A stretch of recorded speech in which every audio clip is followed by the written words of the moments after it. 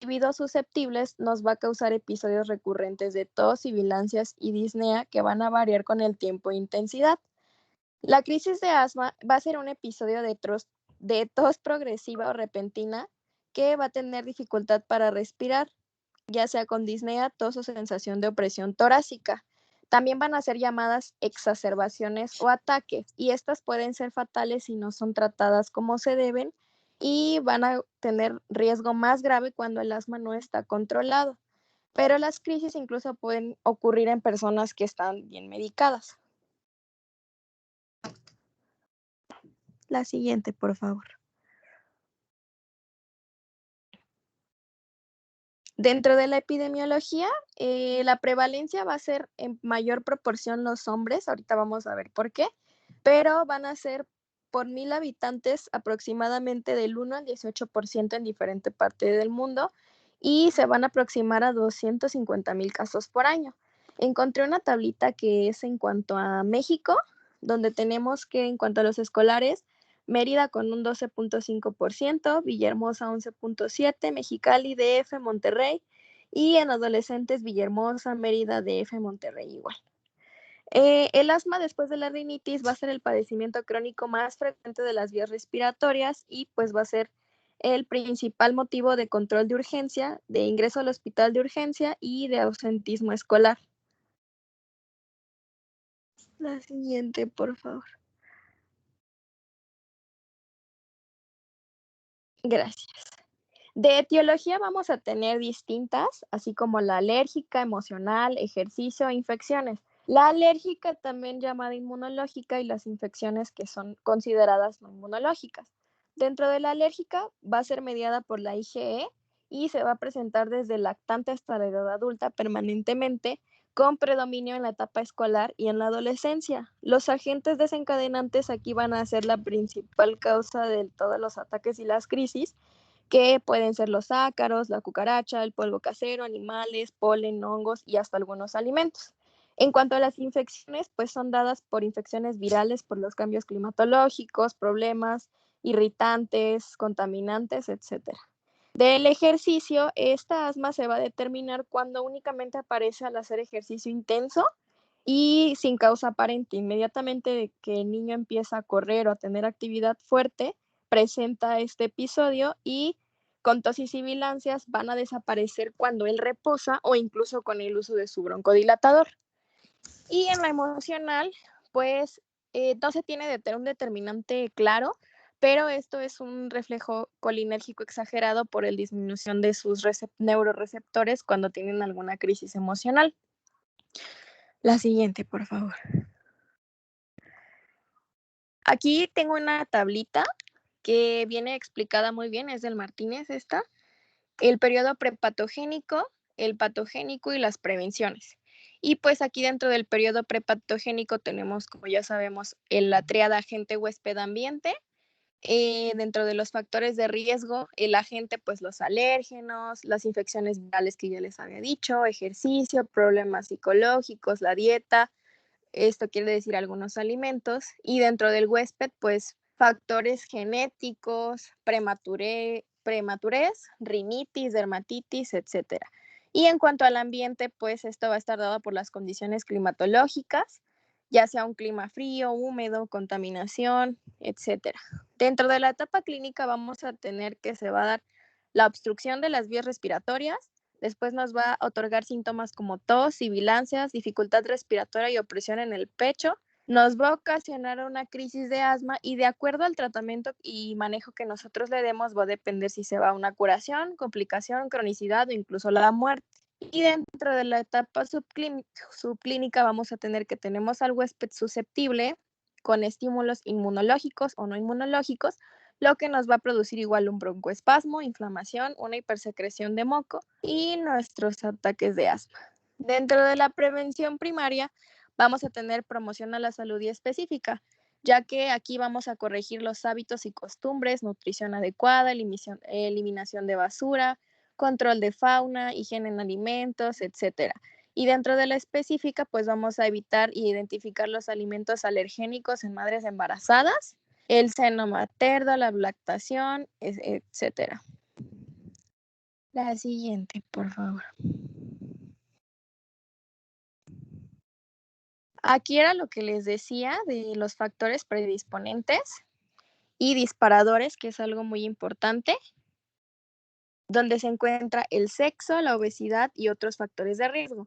Aquí era lo que les comentaba al principio, que los lactantes masculinos van a tener con mayor frecuencia enfermedades en las vías respiratorias bajas en una relación de 2:1.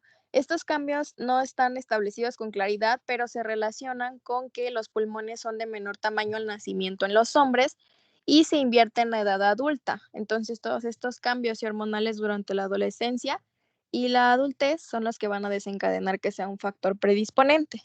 La obesidad también se considera un factor de riesgo, ya que varios mediadores como las leptinas van a afectar la función pulmonar y pues van a incrementar la probabilidad de desarrollarnos asma. Y otros factores de riesgo pues son el daño pulmonar temprano en recién nacidos prematuros, antecedentes de asistencia de mecánica en la ventilación a la hora de la reanimación en caso de nacimiento, displasia broncopulmonar, antecedentes de bronquitis, etcétera.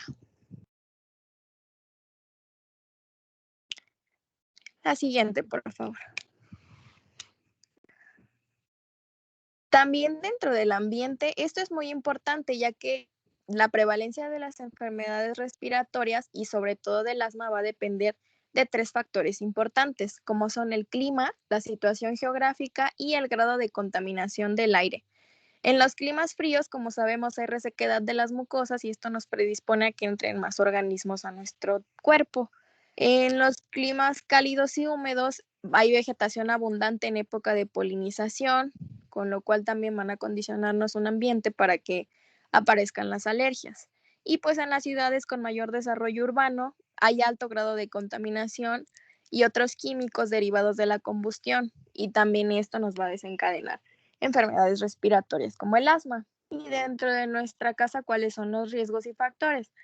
El polvo, los ácaros, las cucarachas, los hongos por humedad, el pelo de las mascotas, las aves, el humo del cigarro del papá fumador, los aerosoles que usamos diario para nuestra higiene personal, etcétera.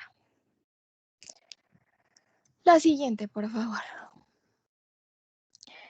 La fisiopatología va a estar dada por cuatro principales. Ahorita en la siguiente les hice una esquemita para explicarlo mejor, pero aquí a grosso modo pues es la producción de IgE. Esta recuerden que va a estar determinada por la IgE.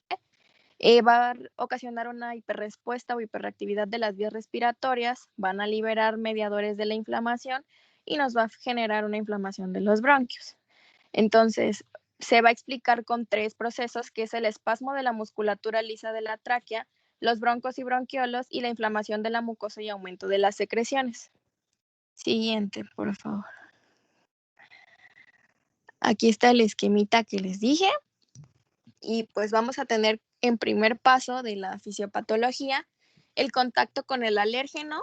Este alérgeno tiene que tener contacto con nuestra superficie mucosa y lo que va a incrementar la inmunoglobulina E, la específica. Después, estos alérgenos van a ser ingeridos por las células presentadoras, lo van a procesar y lo van a presentar a los TH0 y van a estimular la producción de subpoblaciones de linfocitos. Van a incrementar y secretar las citocinas y va a inducir un incremento aún más de la IgE, que va a ser liberada por los linfocitos B. Después, en su fracción constante de la IgE, se va a unir a receptores de los mastocitos y va a sensibilizar la célula. Después, cuando hay un segundo contacto con el mismo alérgeno, los mastocitos van a unirse a la IgE, que se va a degranular y va a dar salida a mediadores como la histamina y las proteasas, así como las prostaglandinas, leucotrienos, tromboxanos, que son los que nos participan en un proceso de inflamación. Y todas estas sustancias en mayor o menor grado van a tener la capacidad de estimular el músculo liso y nos van a producir el broncoespasmo, la dilatación de vasos sanguíneos y la hipersecreción de moco, que es lo que nos va a dar nuestra patología. Siguiente, por favor. Bueno, de la crisis asmática se va a clasificar así: leve, moderada y un ataque grave. En la crisis leve van a estar todas las concentraciones en general normales y en las pruebas de función pulmonar de igual forma, que vamos a ver más adelante. En las crisis moderadas se va a caracterizar por cursar con un poquito de hipoxemia y la concentración de óxido de carbono de manera discreta baja, esto por la consecuencia de la respiración. Y en cambio en ataque grave va a existir hipoxemia, hipercapnia, vamos a tener la presencia de ácidos y ya una obstrucción pulmonar por abajo del 40%, lo que nos va a originar hipertensión arterial pulmonar y un aumento de aire con presión, aumento de la presión intratorácica, que nos va a llevar ya en el peor de los casos a una insuficiencia cardíaca con las crisis graves. Siguiente, por favor. En esta parte es otro cuadrito muy importante, que es la evaluación de las crisis o exacerbaciones que les mencionaba. Tiene el parámetro y cómo se va a encontrar en cada uno de los cuadros. Entonces, dentro de una crisis leve se va a presentar sin dificultad respiratoria, sin sibilancias, cianosis ausente, pulso ausente, paradójico, estado de conciencia normal y va a tener una buena respuesta a los broncodilatadores. Esto quiere decir que va a reaccionar al tratamiento. En una moderada ya tenemos una dificultad respiratoria visible, ya va a haber cambios en las sibilancias y una cianosis mínima, puede estar irritable el paciente y parcialmente reversible, es decir, sí nos revierte, pero no del todo. En la grave, pues va a haber una dificultad respiratoria muy obvia, el paciente va a llegar con su falta de aire, las sibilancias van a estar audibles a distancia incluso y va a tener una cianosis labial y unguial. También va a estar presente el pulso paradójico y va a venir somnoliento incluso por la falta de oxigenación que está teniendo y no le va a hacer casi nada al tratamiento. Y pues en la muy grave va a estar muy evidente, va a tener sus ruidos respiratorios apenas perceptibles o incluso un silencio respiratorio, una cianosis generalizada, va a tener el pulso ausente y va a llegar desorientado o incluso inconsciente y el medicamento no le va a servir para nada. Aquí tengo un sonido que va a ser para las sibilancias. Primero, me dicen si se escucha. Este es un sonido bronquial normal a la auscultación.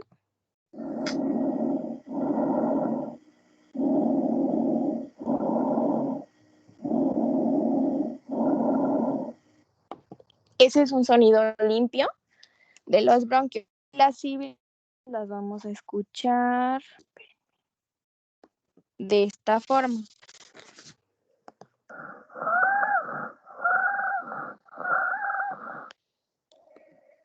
Esto se va a deber a el estrechamiento de la pared bronquial y pues obvio nos va a generar una turbulencia mayor con el paso del aire, lo que nos va a provocar estos sonidos.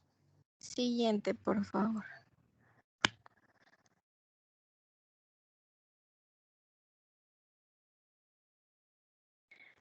Y pues dentro del cuadro clínico vamos a tener que pues todo el diagnóstico va a ser por clínica y episodios recurrentes de obstrucción bronquial y sus principales características van a ser tos, dificultad para respirar, las sibilancias que ya les puse y sensación de opresión en el pecho. Esto puede variar de acuerdo a la edad, el sexo, el inicio del padecimiento y el factor desencadenante, ya sea el ambiente, una alergia, etcétera. Y pues va a haber una hiperreactividad individual. Esta sintomatología va a presentarse de manera súbita y por lo general se manifiesta al transcurrir horas o días ya que se fue deteriorando la función pulmonar. Siguiente, por favor.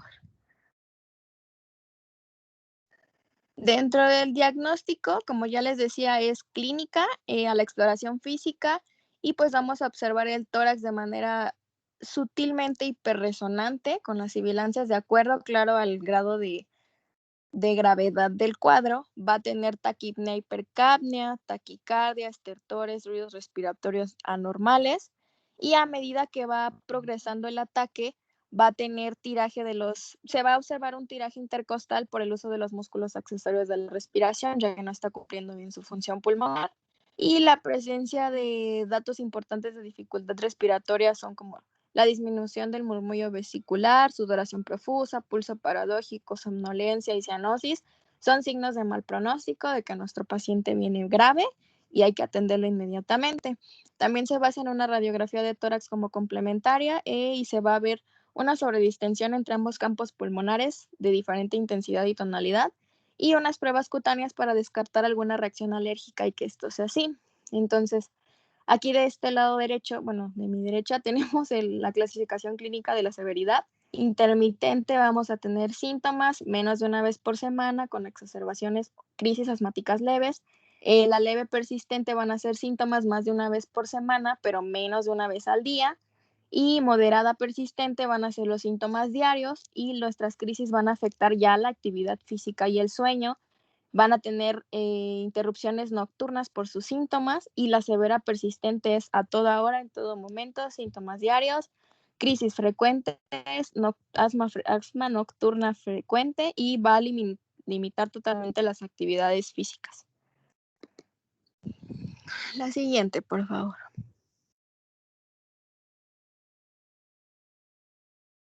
En cuanto a las pruebas de función respiratoria, vamos a tener que las principales para evaluar nuestra función pulmonar y capacidad vital respiratoria en los pacientes va a ser la espirometría, curva flujo de volumen y la flujometría.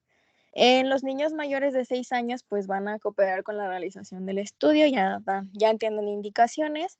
Y aquí vamos a determinar el volumen del flujo máximo expiratorio y el volumen expiratorio forzado en un segundo del 25 al 75% y van a ser de gran ayuda para determinar ya sea la presencia o ausencia de obstrucción en las vías respiratorias centrales y periféricas. Obviamente aquí vamos a encontrar un patrón obstructivo por la disminución del calibre de los bronquios y paso de aire. Esto nos va a dar un patrón obstructivo. Y la prueba más fácil y de menor riesgo va a ser la prueba de tolerancia al ejercicio. Aquí vamos a ver cómo reacciona respiratoriamente a una actividad física intensa, etcétera. Y dentro del consultorio, cuando no se cuenta con un espirómetro portátil, es útil medir el flujo máximo expiratorio con los aparatos manuales. Y el objetivo de esto va a ser conocer los signos de obstrucción de vía aérea y dar inicio al tratamiento de manera oportuna. La siguiente, por favor.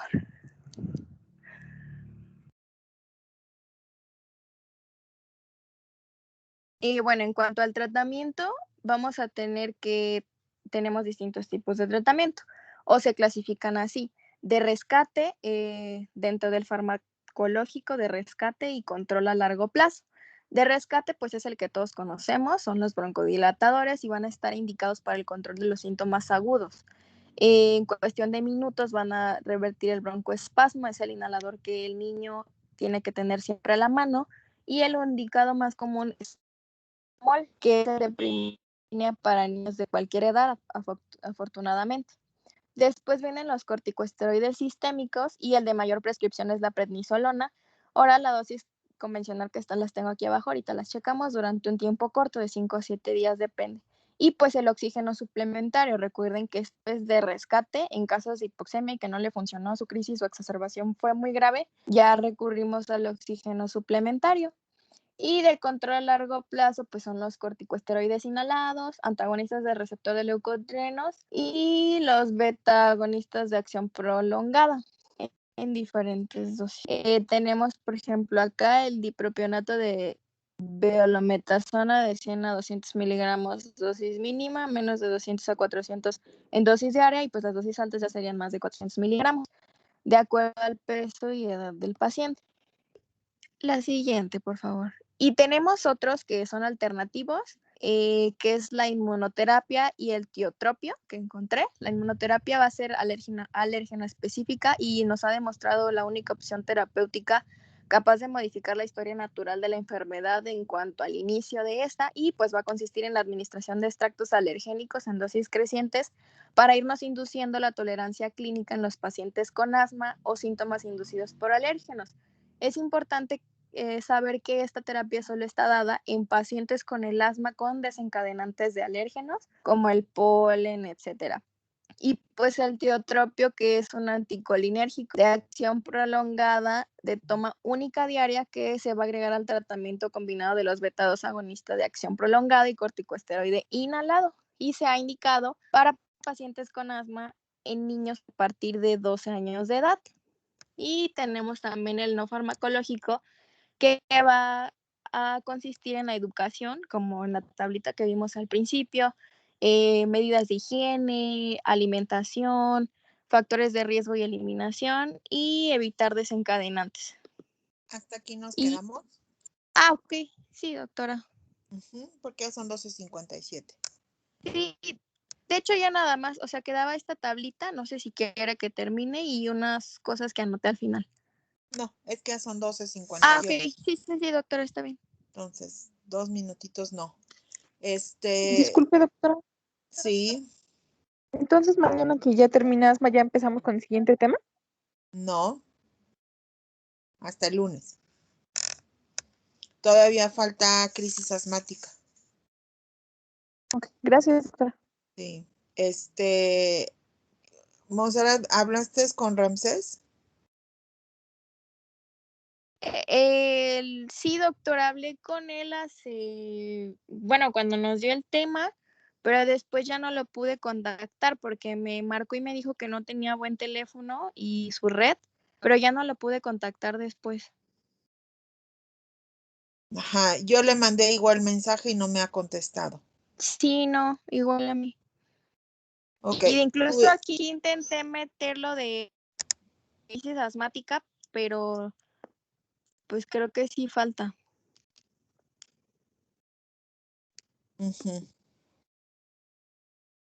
Ok. Bueno. Bien, bueno, terminas mañana y ya, yo lo complemento lo de crisis asmática. Sí, doctora, perfecto, muchas gracias. Bien, nos vemos, hasta luego, gracias.